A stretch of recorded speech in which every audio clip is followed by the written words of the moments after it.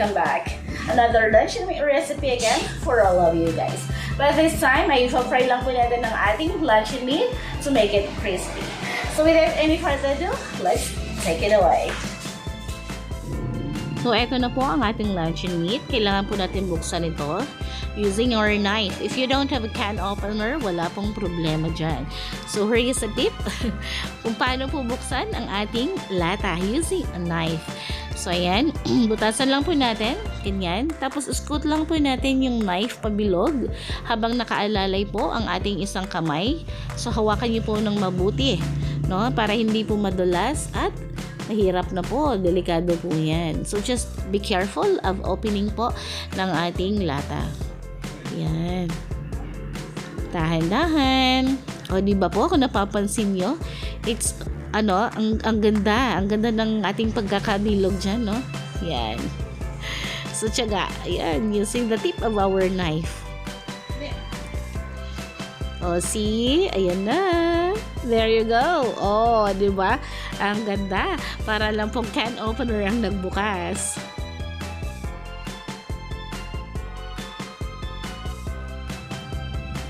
Yan. So, dito po ay slice lang po natin yung ating luncheon meat into thinly pieces. Yan, ganyan. Tapos, kailangan po natin ng breadcrumbs. Tapos, meron din po tayo, syempre, yung ating luncheon meat slices, thinly slices, ang ating pong cornstarch, or di kaya pwede po yung gumamit ng flour at yung ating 3 eggs.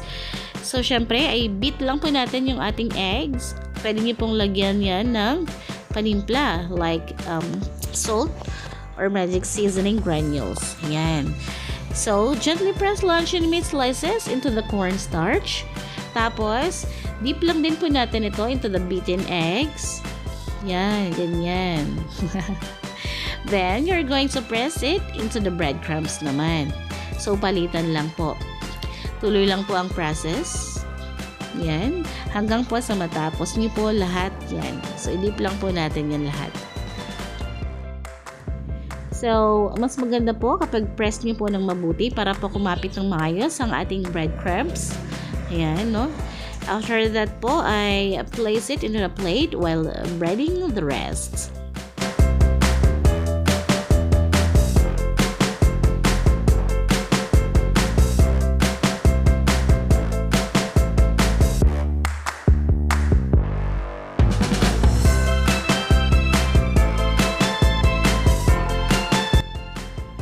So, it's up to you guys lang po ha if you wanted the thinner style coating or yung thicker, heavier coating po. So, depende po sa desire nyo. Basta pasok po sa panlasa nyo.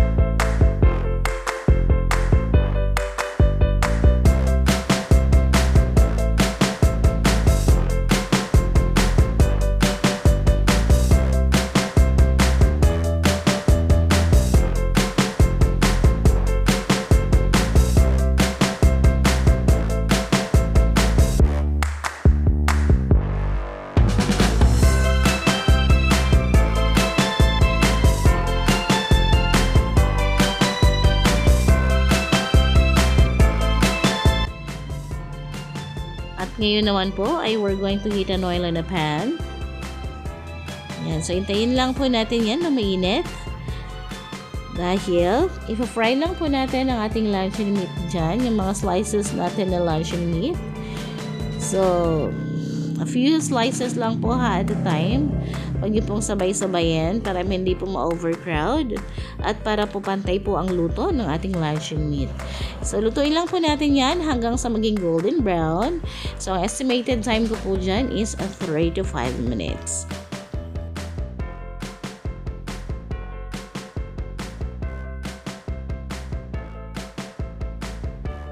And after a few minutes, ay naluto na po ang ating luncheon meat.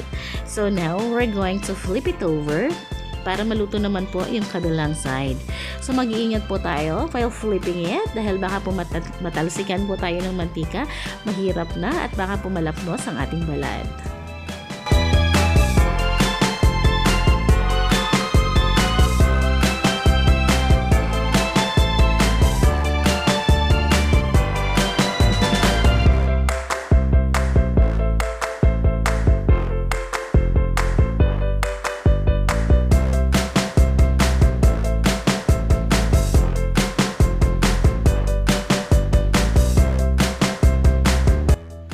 Ayan na. So, luto na po ang ating crispy luncheon meat.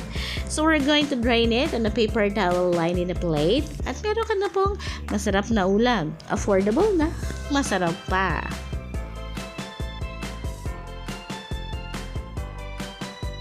Ayan. So, ngayon po ang ating second batch naman ng ating luncheon meat. So, hanggang sa maubos lang po natin yan. After that, ay gagawa po tayo ng gravy.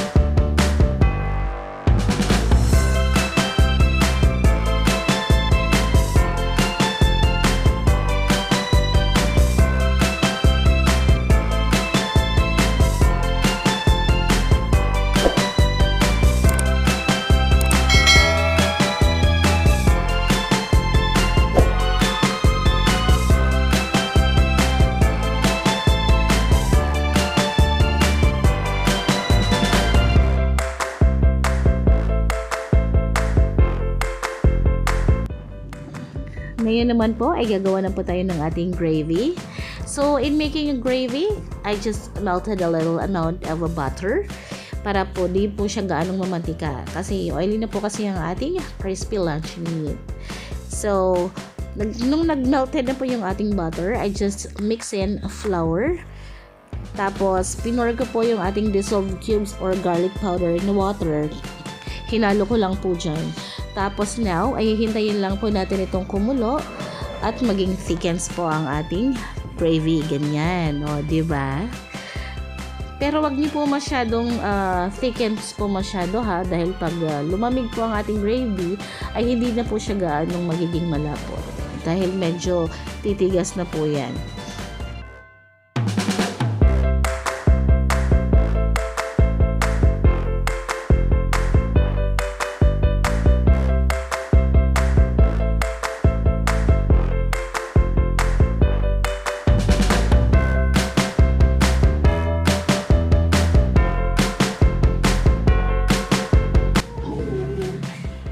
There you go. Our crispy luncheon meat is already done. Hope ay na-enjoy niyo po ang ating recipe for today. Sa panahon po natin ngayon ay hindi po natin kailangan maghain ng mahal para sa ating pamilya. Ang importante po ay magpakatoo-too ka lamang at matuto ka pong dumiskarte para sa kanila. Pero huwag niyo pa rin pong kalilimutan na maghain ng masustansya. If you like this recipe, just like this video. And please don't forget to subscribe to this channel and hit the notification bell for more updates. Ito po muli si Lorna Hermosilla na nagsasabing ang mga bagay-bagay ay napag-aaralan yan. Basta, magtiyaga ka lang. Thank you so much for watching and I'll see you again next time. Bye!